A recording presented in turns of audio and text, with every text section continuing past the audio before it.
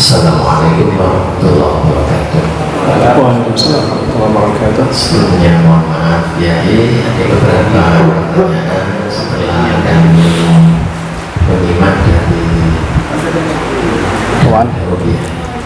Yang pertama, untuk hipnosis itu ya sebatas mana yang diperbolehkan. Contohnya, ketika kami mau istighosah atau apa itu, sebetulnya kalau saya analisa itu kita juga melakukan hipnosis. Contohnya, mari kita lupakan dunia, mari kita lupakan anak kita, mari kita lupakan mobil kita, harta kita. Nah ini kan juga termasuk hipnotis. Jadi sebatas apa yang diperbolehkan dan sebatas apa yang tidak diperbolehkan. Karena ketika kita menggunakan hipnosis seperti itu juga kadang juga orang-orang itu fokus ya, lebih busuk begitu. Mohon pencerahannya nanti ya. Yang pertama. Yang kedua ya, kami mengalami beberapa masalah ya. Jadi mungkin Yai nanti memberikan solusi. Suatu saat kami dimintai tolong untuk meruqyah pabrik ya. Jadi dari direkturnya itu, pemiliknya itu sudah datang ke 18 dukun Kiai itu, dan itu tidak bisa menyelesaikan masalahnya. Jadi produksi itu rusak. Suatu saat ada beberapa teman di Pasuruan itu datang ke kita ya. Alhamdulillah kita tangani, besoknya langsung bisa ya. Tapi jarak beberapa minggu rusak lagi ya. Akhirnya memanggil kita lagi. Saat itu bisa lagi ya. Setelah itu rusaknya semakin parah ya. Justru malah berimbas dari pabrik di Pasuruan sampai pabrik yang ada di luar pulau ya. Seperti itu. Jadi kami juga kan agak gimana gitu loh ya. Akhirnya kita datangi lagi ya ke pabriknya itu, kita bacakan roti, kita fokusin dan lain sebagainya. Pokoknya kita pamungkas kita keluarkan semua ya. Dan dari Kiai Imron itu juga semuanya alhamdulillahirabbil alamin sekarang bisa produksi dan baiknya. Tetapi Kiai, ternyata ini berimbas pada yang punya dia. Yang punya ini tenggorokannya sering sakit, perutnya itu kayak ditusuk paku, dan ini kami belum tahu solusinya ya, ini bagaimana. Apa ada hubungannya antara pabrik dan yang punya ini? Terus ketika sudah kita beri treatment itu bagaimana? Ya ini solusi dari panjenengan. Sebelumnya saya berterima kasih dan mohon maaf kepada Kiai Imron. Wassalamualaikum warahmatullahi wabarakatuh. Waalaikumsalam warahmatullahi wabarakatuh. Insyaallah bagus pertanyaannya. Justru pelatihan bahir disambung pelatihan hipnotis, Pak. Mungkin panjenengan belum tahu. Makanya di sini kan ada nih ilmu hipnosis KBRA. Dipelajari di KBRA. Ya, bukan dilarang, tidak. Tetapi memang harus berhati-hati. Ilmu hipnosis juga harus diperhatikan karena itu bisa juga disalahgunakan. Dalam istilah hipnotis atau hipnotis itu kan memang cara atau suatu teknik komunikasi di dalam pengaruh alam bawah sadar dengan teknik khusus ya, ada induksi di situ kan dan sebagainya. Tetapi kalau misalnya ceramah seperti ini kemudian arahan itu dalam Islam disebut terhib, sugesti saja. Kalau sugestinya baik, terhibnya baik, positif, nggak ada masalah.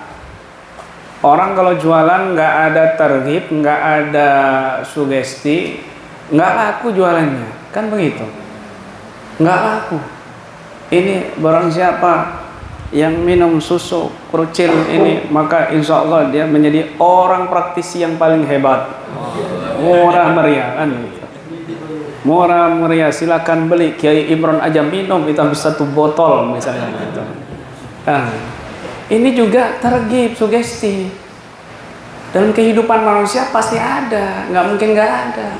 Tergib, terhib, ya kan, support, penyemangat, dan juga terhib untuk sekedar mengerem atau menakut-nakuti dalam hal yang positif.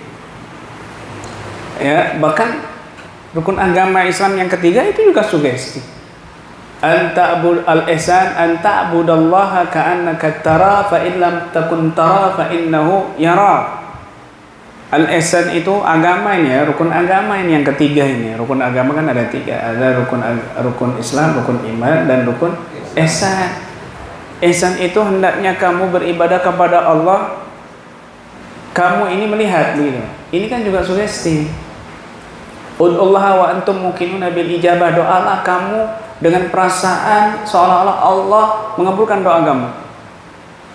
Allah betul-betul mengabulkan doa kamu, seperti itu perasaan kamu. Ini juga sugesti. Ini namanya terghib dalam Islam. Terghib, terhib jelas dibolehkan.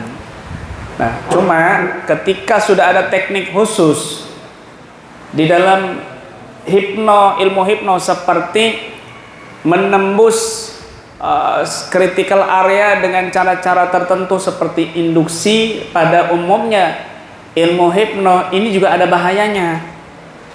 Makanya di dalam Islam itu cukup tafakur wa tadabbur.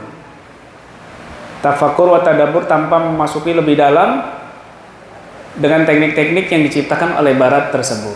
Begitu. Ya, ini yang kita berhati-hati.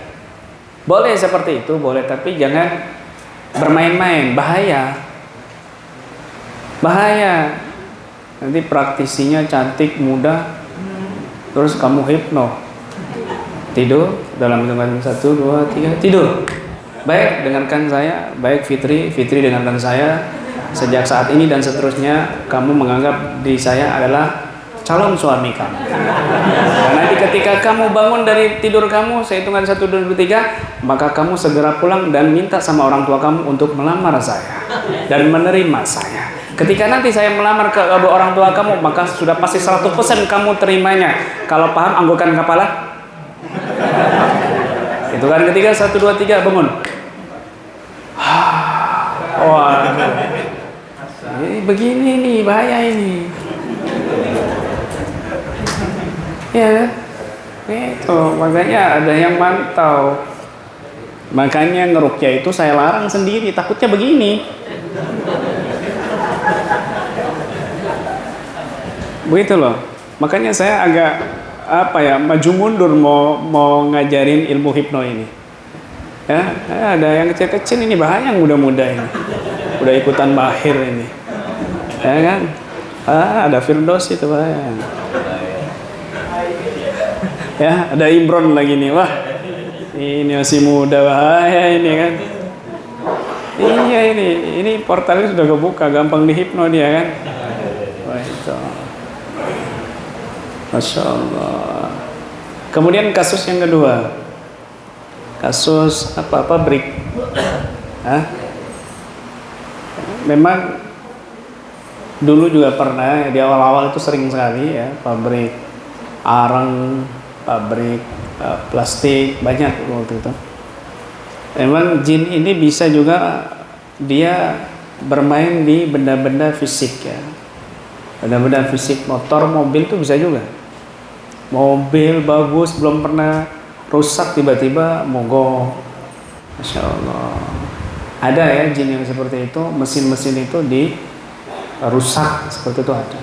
Dan itu biasanya, ini biasanya dengarkan, itu enggak puluhan jumlahnya yang di pabrik, bisa ribuan.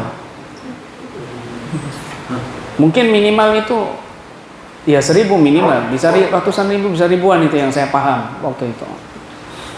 Karena untuk merusak seperti itu nggak bisa satu jin, puluhan jin nggak bisa. Dia butuh pelatihan ya, butuh mereka ini Untuk bisa ngangkat-ngangkat barang nggak sembarangan.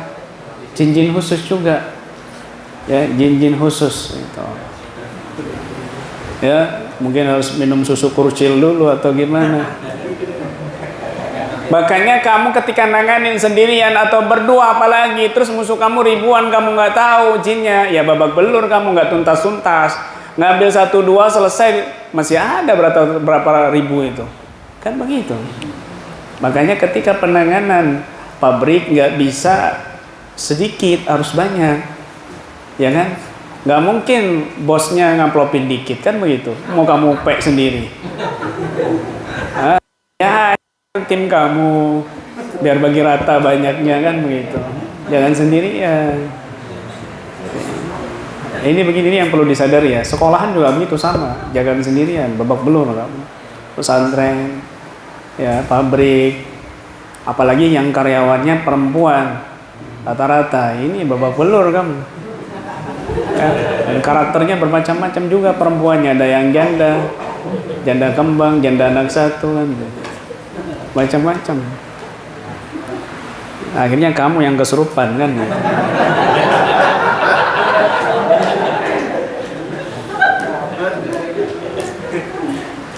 Masya Allah. Baik, sudah ya, break dulu ya, break dulu, salat duhur, kemudian makan. Tentu nanti kita sambung insya Allah jam 1:30, paling lambat jam 2 sebelum asar insya Allah sudah qobil Tuhan. Dan sedikit nanti kita bahas masalah hipno. Ya, hipno ini dipelajari, ada bukunya sebenarnya, tapi nggak tahu, belum dicetak. Kita pelajari di sini. Tadi nanti sampai di mana batasannya, untuk apa saja keperluan ilmu hipno dalam KBRA, kita akan singgung sedikit aja insya Allah. Wallahu a'lam bishawab. Allahumma sholli ala